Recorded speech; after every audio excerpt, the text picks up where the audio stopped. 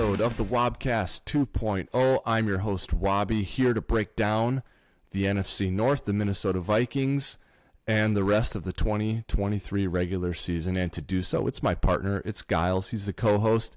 He's here to help me break it down. How's it going, bud? Hey, how we doing? Excited to talk D-line today. One of my favorite topics. I mean, at the end of the day, they're on the opposite side of the offensive line. It's a big part of how teams win and lose football games. It's in the trenches. It's meat and potatoes, but definitely very important. Our series, our exercise of evaluating every position on every roster in the division continues. We have arrived at the interior of the defensive line, as Gyles has stated, and this is an exercise that we've done in the last probably, 4 or 5 episodes, I'd say, Gyles. We've done quarterbacks, we've done the interior O-line, the offensive tackles, the edge rushers, and now we're on the interior of the defensive line. So we still have a few positions to go, but now we're kind of making our way through the rosters. And it's just interesting when you get to the end of the exercise for that position, you stack up the division, and then you go and, I don't know how you're doing it, but I have a tab. I have one spreadsheet going and then a tab for every position. So you click through those tabs and see what the rankings are for every position, and you start to get a feel for who's got the best roster in the division, right? Mm-hmm. And so it's kind of an enlightening and educational way to analyze rosters in the division and of the Minnesota Vikings. So, and we have a grading scale that we go through. So for those who have listened to it, they know how it goes. But for anyone joining the Wobcast 2.0 for the first time or for the first time in a long time, the way we do it is we look at every team and we look at the key players at each position for every team, and we grade them on the same scale, and then we stack them up at the end of the episode and see where everyone lies. So I think we'll get to our overarching notes on this position at the end. So let's get right into breaking down the players and grading them. Let's do it. And I think previously we sort of paid a little bit of attention to aligning on, before we got to the evaluation and the grades, we wanted to align on the personnel.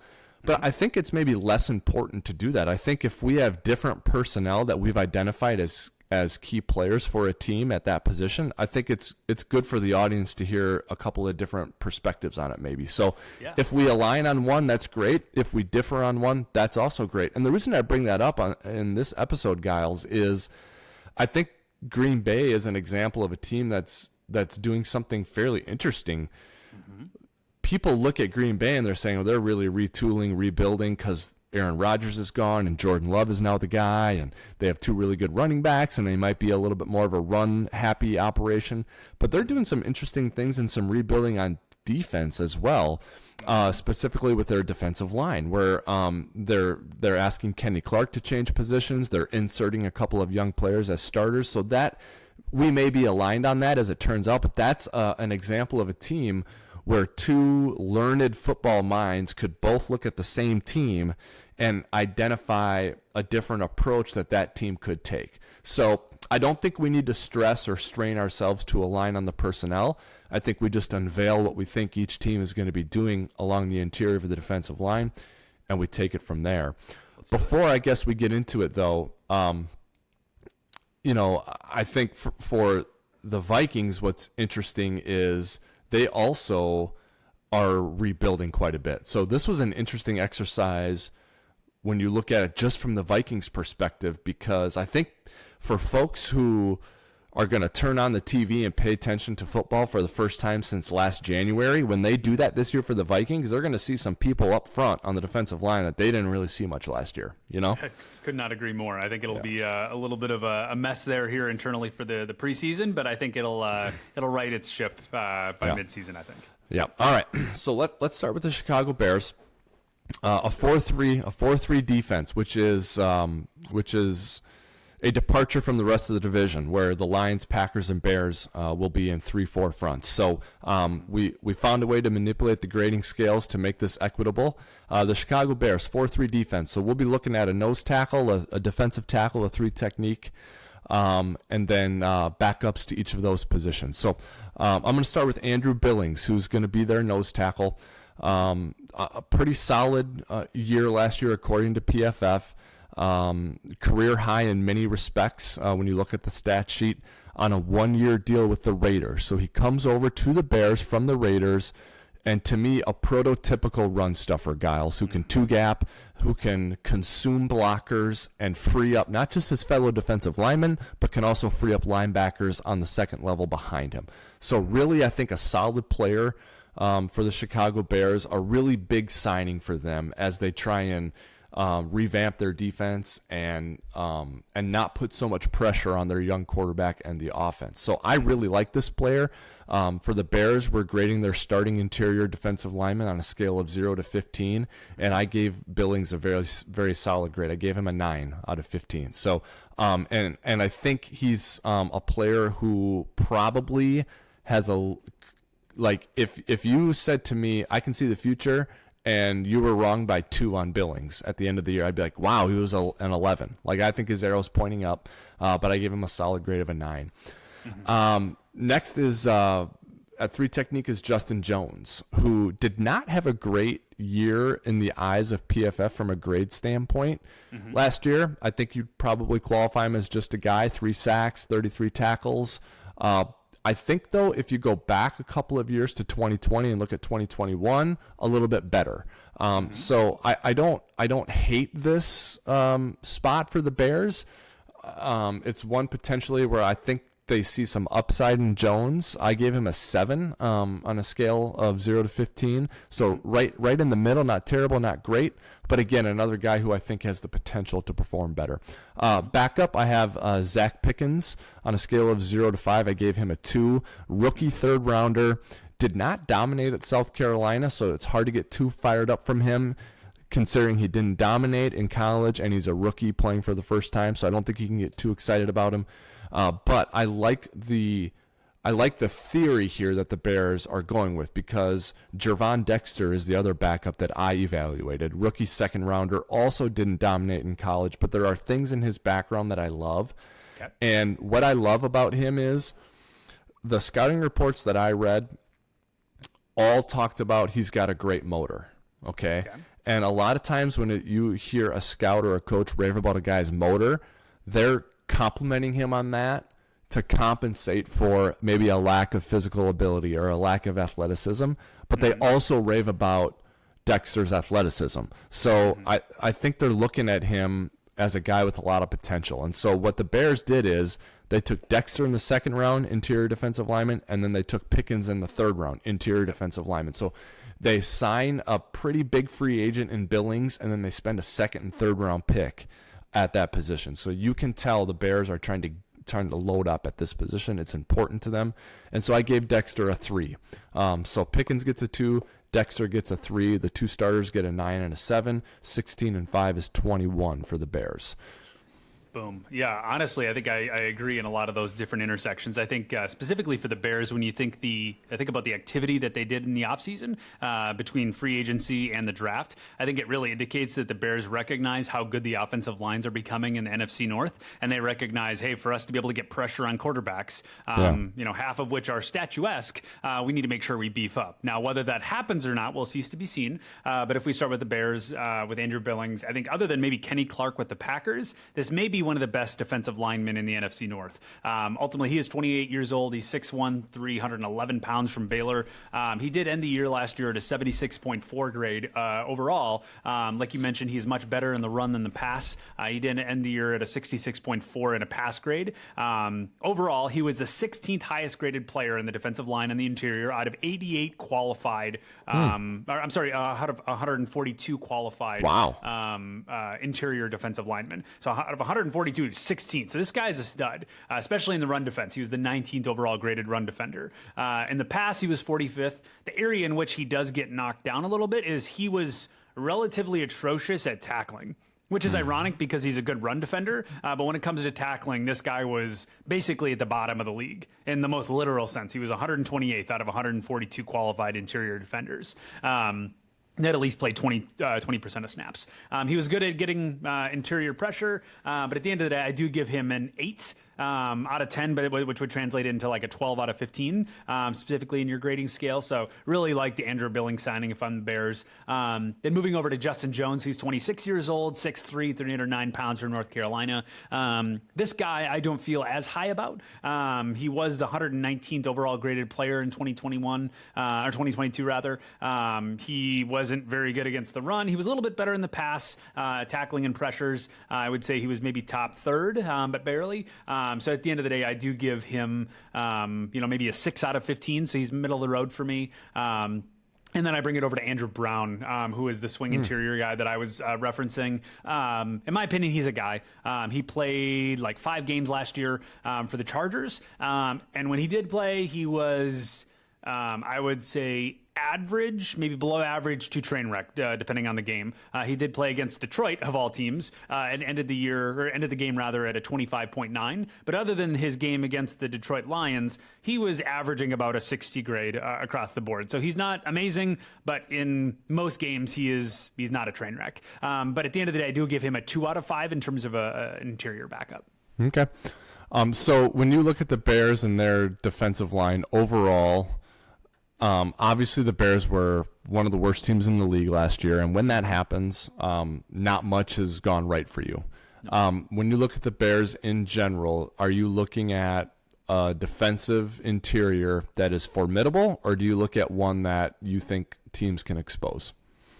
Depending on the area of the interior, I think it's one that can expose. Okay. All right. Interesting. All right. Let's move on to the Detroit Lions. I'm going to start at again, a 3-4 front here. So technically a defensive end in this front we're grading as part of the interior because we would have graded their edge defenders as the exterior. So I started here with John Kaminsky. 4 sacks last year. I thought maybe a little bit of a late bloomer in his career, Gyles, because he's not like necessarily a young pup. He's not getting long in the tooth, but Kaminsky's been there for a little while. But is starting to emerge as a solid player for them. Lunch pail guy, he's durable, he's quality. I think the fact that Aiden Hutchinson is opposite of him on the exterior, on the other side of the line, I think Kaminsky benefits from that. A pretty solid grade last year, according to PFF. So on a scale of 0 to 10, I gave Kaminsky a 6. I think when he plays great, he's maybe a 7. But I think he's steady Eddie at a 6. Nose tackle for the Lions, I went with Isaiah Buggs. Played in all the games last year, really came on late in the year. When you look at his performance, his grade, his stats late in the season, in the last few games, I thought he came on. And I think he's one when I read a lot about him in researching for this episode and for this evaluation. I read a lot about him and I read some of his quotes. I think that he feels appreciated in Detroit compared to some places he's been in the past. And, he's gotten a deal there now in Detroit. So I think he feels appreciated. I think he feels bought in. I think he has bought in. So I think he's sort of a player to watch. Not like going to be a star, but I think he's one of those guys that just is going to be a solid player for Detroit, a good part of their defense. Aleem McNeil is next, that defensive tackle. Another guy with a fairly solid grade last year, according to PFF. He is one who had 10 pressures against the New York Giants late in the season, I believe it was. So had a really good game against the Giants. Good wiggle as a pass rusher, especially for a guy at 325 pounds. Another guy I read a lot about, Gyles, and he lost 13% body fat this offseason. So 13%. That's a lot. Drop in body fat. Yep. So he's an anchor. His profile, his size profile, you'd look at him and be like, oh, he's an anchor against the run. He's there, he's a guy that you would play at nose and anchor against the run if you look at his height and weight and look at him. But the way he's trying to shape his body and the way he's trying to hone his craft, he's trying to get better as a pass rusher. And so I gave him a 5 on a scale of 0 to 10. Again, though, a guy whose arrow is pointing up. Yep. And finally, back up along the interior for the Lions, I have Josh Paschal. Just the guy, I think injuries cost him a lot of time last year. also a guy that they're training on the outside. So Pascal could be a guy when all is said and done that ends up playing outside on the edge for the Lions, but they're going to cross-train him on the inside. The other guys that they're training there are young and have no experience, were harder for me to evaluate. So I threw Pascal in there. I gave him a 3 on a scale of 0 to 5 because I think you can play him anywhere along the defensive line, and that's a valuable trait for a backup. So add up those 4. It's a 6 for Kaminsky, a 5 for Buggs. That's 11. McNeil gets a 5. Pascal gets a 3, and I'm at 19 for the Lions. There we go. Awesome. Yeah, we have another area of a lot of commonalities, starting with John Kaminsky. Honestly, really excited about this guy. If I'm a Detroit Lions fan, I think he has a lot of upside, especially when you look at his rookie year in Atlanta. He ended the year at an 82.1 grade. He actually did things that were done at an elite level. It's just getting him back to that true form. But at the end of the day, I think he's 6'5", 285 pounds. Like, this guy is built kind of like an edge rusher, so it's kind of an interesting slot here for the Detroit Lions and how they're attacking their defensive line, especially when you consider their edge defenders outside of that. I think they're going to get a lot of speed because at face value, when I did this kind of exercise for the Detroit Lions, I wasn't impressed as much as I thought would be, considering that the Lions have one of the best rosters in the NFL. Now, that's not necessarily meant to say that they're bad, but I think it really emphasizes what they're trying to go for, and that is speed. They're trying to rush the passer, in my opinion, when you think of Aiden Hutchinson and the other people they have on their defensive line on the outsides. John Kaminsky definitely fits into that. So really excited about what he could be. So ultimately, I did give him specifically a 6 out of 10, but I think there's an opportunity for him to go as high as an 8 or a 9. I think he did have some valleys, so to speak, last year. He definitely had a horrible year in his last year with Atlanta in 2021. He ended with a 27.4 grade. He did get injured partially in that season, so that's something to be noted. But I think he's back on the rise, and I expect this time next year, I expect him to be at an 8 or a 9. So I do think he has a pretty decent upside. But moving on to Isaiah Buggs, really excited about him from the Minnesota Vikings standpoint. I'm just kidding. I did give him a 6 out of 10. I'm not as excited about him, and I can't tell why. He is 26 years old, 6'3", 295 pounds. He was the 54th rated overall interior defender last year out of 142. He was pretty bad in the run game, and maybe that's where I'm letting bias come into my purview.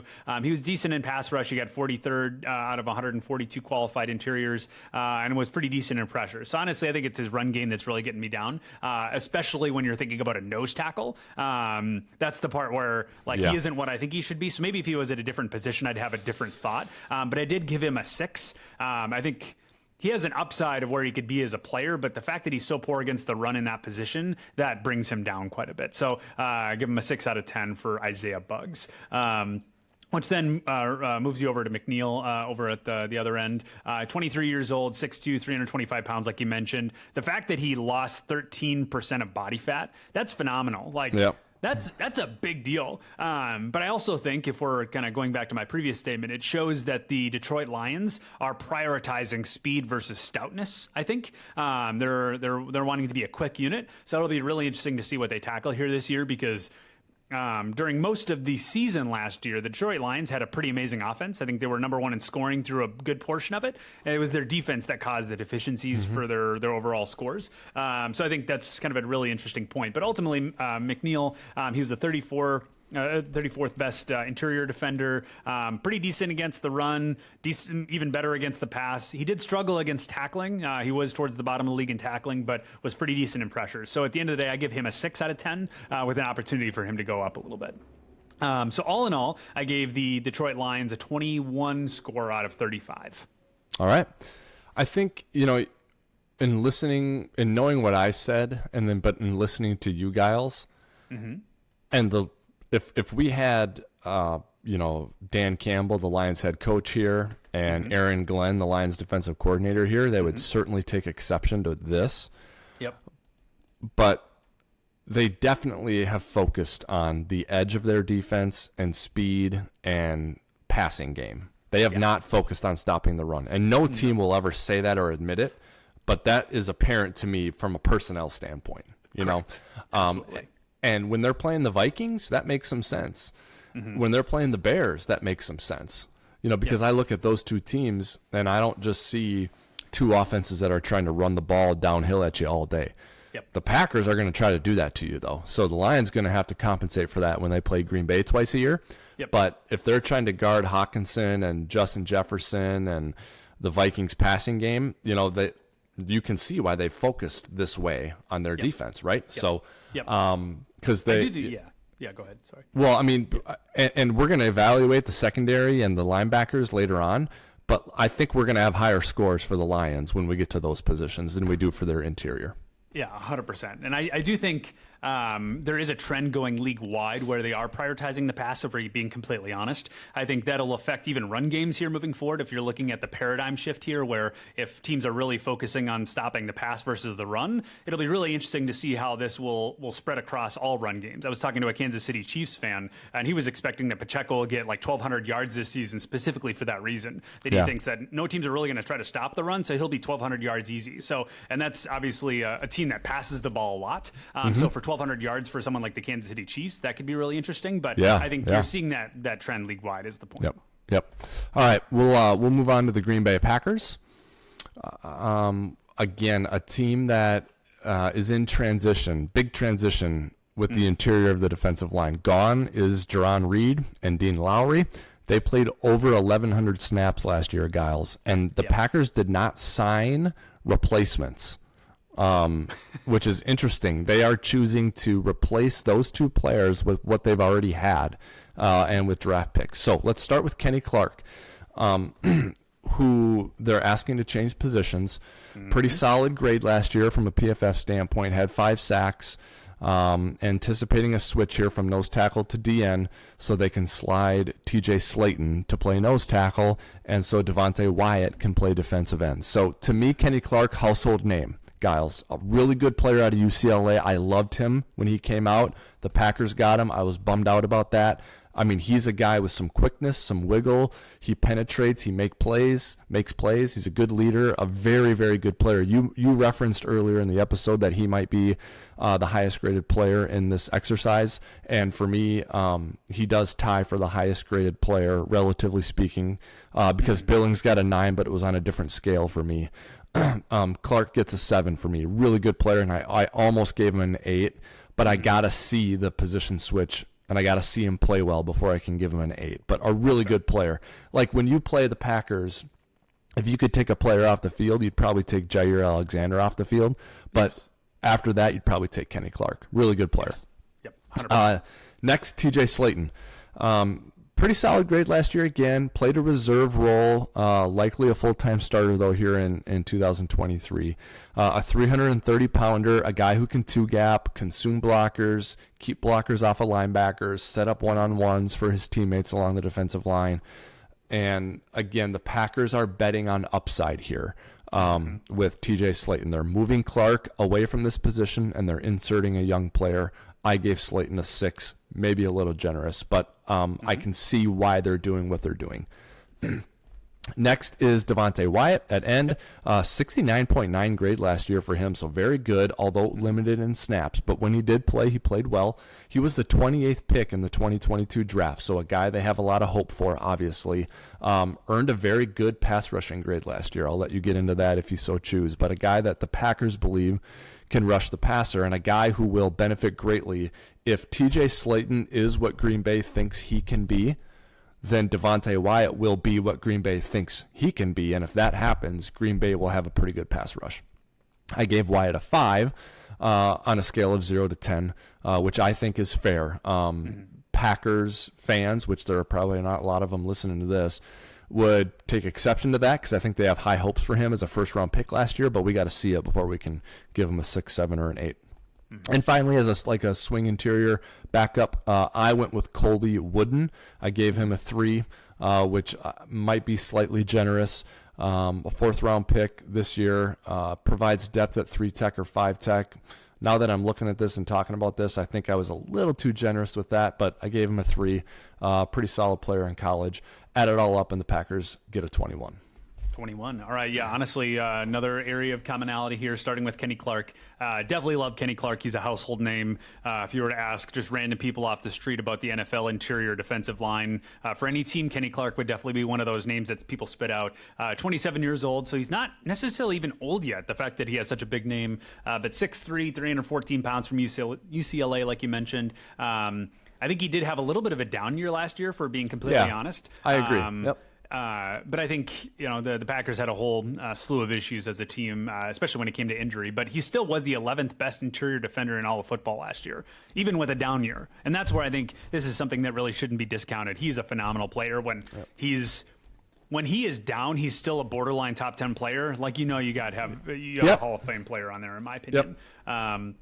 And really, the run is where he really struggled, if we're being completely honest, which is maybe partially why they're moving him away from nose tackle, where they want to beef up a little bit more on the interior of the interior. Really interested to see what that looks like. Struggle a little bit in tackling, but all in all, I did give him an 8. But I think if he's able to get back to true form, if the run defense is where he was struggling and they can improve that by moving him over, I do think that could go back up to a 9. But love Kenny Clark, all the respect in the world. And then moving over to Slayton, I think this guy fits a lot more of a nose tackle personality. I mean, he's a little tall. He's 6'5", but 340 pounds of pure muscle from Florida. That guy is a big man.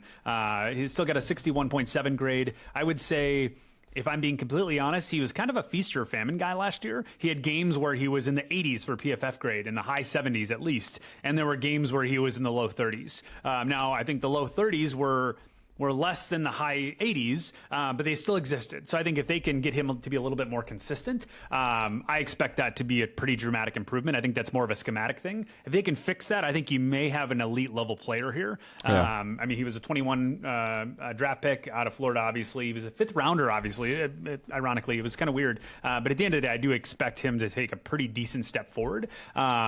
So really excited to see what that is. But I did give him a 6 out of 10 with an opportunity of him to go up to an 8 or a 9 if he fixed those schematic things. Yep. And then moving over to Devontae Wyatt, 25 years old, 6'3", 304 pounds from Georgia. I think this is partially what makes up the Georgia team beyond the Eagles, right? Between the Eagles and the Packers, they have all the Georgia defense.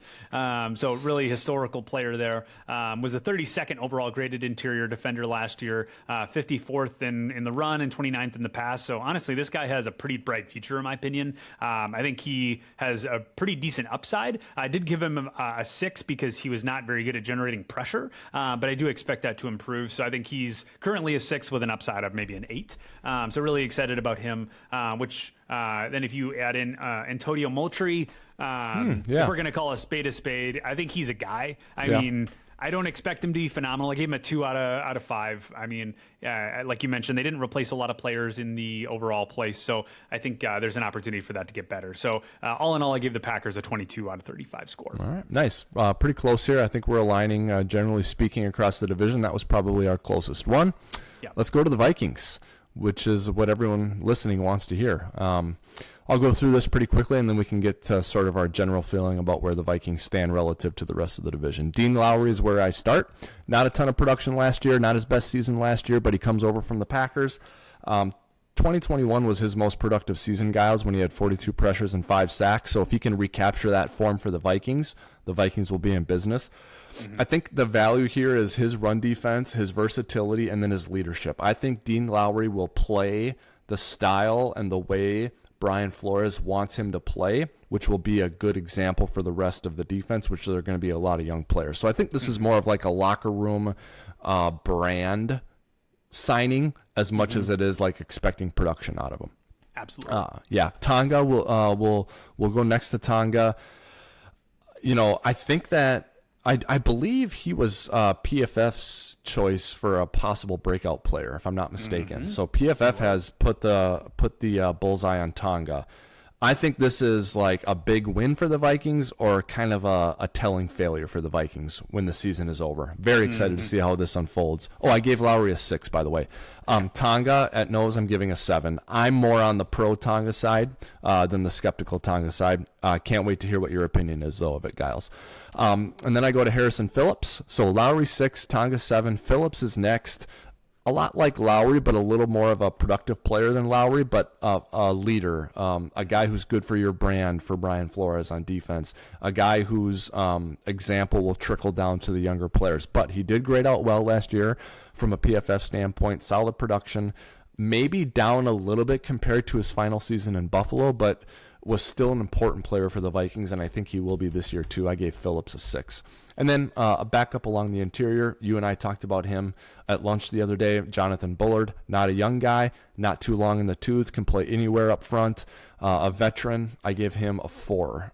So add it all up, and the Vikings get a 23. We'll talk more about this when you're done giving your evaluation. But the Vikings at 23 are the top-graded team in the division, according to yours truly. Well, look at that. I think we have another intersection here. Yeah. We can definitely start off with Dean Lowry, like you mentioned, guy from the Packers, 29 years old, 6'6", 296 pounds from Northwestern. He did have a 59 grade last year, which, like you mentioned, was a little bit of a downtick. He was a 76th overall graded player on the interior. I expect that he will improve because I do believe the Packers were kind of a hobbled mess last year, even with Kenny Clark taking a step back with a run. I think much like the interior offensive line, the interior defensive line, failure or success with one position can lead to failure or success in another, right? When you help each other out or drag each other down. And I think there's a chance that this entire group was kind of dragging each other down. So I do expect there to be kind of an uptick in Dean Lowry's performance. I don't expect him to be an elite player. I did give him a 6 out of 10 with an opportunity for maybe him to go up to a 7. A fine quality starter, nothing to write home about, but just fine from a production standpoint. Yep.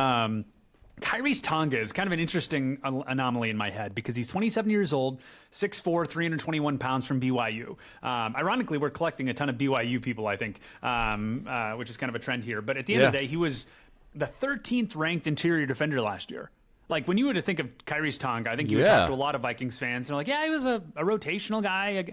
I guess he wasn't horrible, but he wasn't great. And I would say I maybe felt similar in a lot of respects throughout the season. But considering how much he played, he actually did pretty phenomenally. Like, he ended the year at a 77.8. He had a lot of games where he was in the high 80s in terms of production.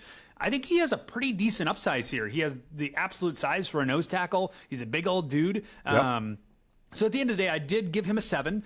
He was a little bit, down towards the bottom in terms of tackling, so I think he has something to improve there. But if he's able to clean that up, I do expect this guy could go up to an 8 or a 9, considering what we've seen out of him. When you look at the data and kind of rewatch the tape, I think this guy has an interesting opportunity for the Minnesota Vikings. And if, like you mentioned, if he does improve, I think there's a chance that this has pretty tremendous impacts on the field, where there'll be a nice ripple effect across the defense. Yep. So then moving over to the other end for Harrison Phillips, 27 years old, 6'3", 307 pounds from Stanford. He was the 29th graded overall player according to PFF. Honestly, other than pass rush, he was pretty decent across every category. I think he's exactly what you want in a starter. He is above average. He's not quite to the elite level, but he's borderline on that precipice right there. So at the end of the day, I did give him a 7 with a high of an 8 probably. So really excited about that. And then, like you mentioned, I put in Jonathan Bullard for our swing interior. I gave him a 3 out of 5. I think he's, a standard backup swing guy. He's not horrible, but he's definitely not great. So that brings the overall grade for the Minnesota Vikings interior defending room to a 23 out of 35, which makes them the best interior defenders in the NFC North. That's right. And that's so two things about that, Gyles. When it comes to the Vikings defensive line along the interior, to me, they're clearly the top group in the North. Yep. And that's great. Vikings fans should like that. But I don't think it says much for the rest of the division, because if I compare the Vikings interior defensive line this year compared to other years or compared to other teams in the league, it doesn't stack up favorably. I don't think they're poor, but it doesn't stack up to be a great unit, but they are the best in the North this year. So I don't think it says much for the rest of the division. The other thing I'd say is, to me, for the Vikings, Tonga is the key. If the Vikings are right on Tonga, they are in business up front, and they'll have a pretty good deal on a good player for a while, and that's going to allow them to build up assets in other places. That's really going to help the defense. Absolutely. 2 other general notes. The Packers, I think, possess the biggest upside, the biggest unknown, and the biggest upside. So if every team is right about every decision, the Packers will be the best. Yep. Not every team is going to be right about every decision. Some teams are going to be wrong. Some teams are going to be right. We'll see how it shakes out. Yep. But the Packers have the biggest upside. The player out of this whole thing, other than Tonga, who intrigues me the most, is going back to the Bears, is Gervon Dexter. So if you didn't study him, Gyles, for this exercise, go back and take a look at him and send me your thoughts. I'd love to know what you think about him. And for those listening who don't really know anything about the Bears or Gervon Dexter, go and look him up and see what you think. I didn't think about him in the pre-draft stuff for the Vikings, but now that I have looked at him, I would have wanted the Vikings to take this guy. So I'm excited to watch him this year and see what happens. When you combine edge and interior, I have the Vikings on top of the division, and I have Green Bay second. And Detroit and Chicago are a significant step down.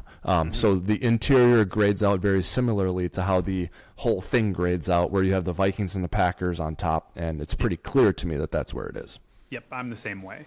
And I think much to your point around the Packers and their upside, if they're able to reach their true potential this year, if Kenny Clark gets back to true form, he's improving on the run with his new position, if Slayton is actually what I think he can be in terms of being a true nose tackle and improving that side of the ball, I think there's a chance that they could be at least a top 10 defensive line unit. I truly think they have that much of an upside if they're able to hit on those. But historical performance doesn't allow me to say that yet. But I think it's important to note that these guys could be really hard to stop if they hit their true stride. Yep. So that's going to do it for our evaluation of the interior of the defensive line. We've done several positions now, so we encourage you guys to go back and listen to them. If you didn't listen to them the first time around, really fun, interesting exercise. And I also think listeners should do it themselves. If they don't have time to do the whole division, just do the Vikings roster. It's enlightening, and you can educate yourself on it. We have done, as mentioned earlier, offensive tackles, the interior of the offensive line, edge rushers, the interior of the defensive line, and we've done quarterbacks. Up next will be, I think we talked to Gyles, inside linebackers. So we'll do that in the next episode of the Wobcast 2.0. Not a ton of news to break down. No Dalvin Cook signings or re-signings yet. No DeAndre Hopkins. Kind of the quiet time in the NFL right now, with mini camps and OTAs done. Training camps not yet begun. This is probably the most restless, sleepless time for coaches and GMs in the NFL, because they're hoping their guys don't get hurt, don't get in trouble, don't lose interest in playing. They don't want to be in the news. This is not a time where you want to be in the news. And so there's not a lot of news for the Vikings right now. And I guess all things considered, that's a good thing. Anything in your notebook, Gyles, that you wanted to empty out before we wrap it up? No, I'm just really excited for football to get started. I think we're 9 Sundays away from kickoff, so I'm just stoked. Yep, and we're even less than that away from training camps. And doesn't the body clock tell you it's time to go? Yes. Doesn't it? Yeah. Yep, I'm getting the itch. Yep, I mean, it's still hot out. It's still time to swim and go to the lake and your cabins and all that. I mean, we haven't reached the end of that by any stretch, but like the itch and the appetite for football has arrived for yours truly. I could not agree more. All right. So that's going to do it for this episode of the Wobcast 2.0. Please like and subscribe to the Wobcast 2.0 on YouTube. And please download and subscribe to our podcast, the Wobcast 2.0, wherever you do that with all your other favorite podcasts, Apple Podcasts, Spotify, Google Play, etc., etc., etc. On behalf of Gyles, this is Wobby signing off from this episode of the Wobcast 2.0. We will be back next week as we evaluate the interior, the inside linebacking crew for every team in the NFC North. But until then, Skol Vikings.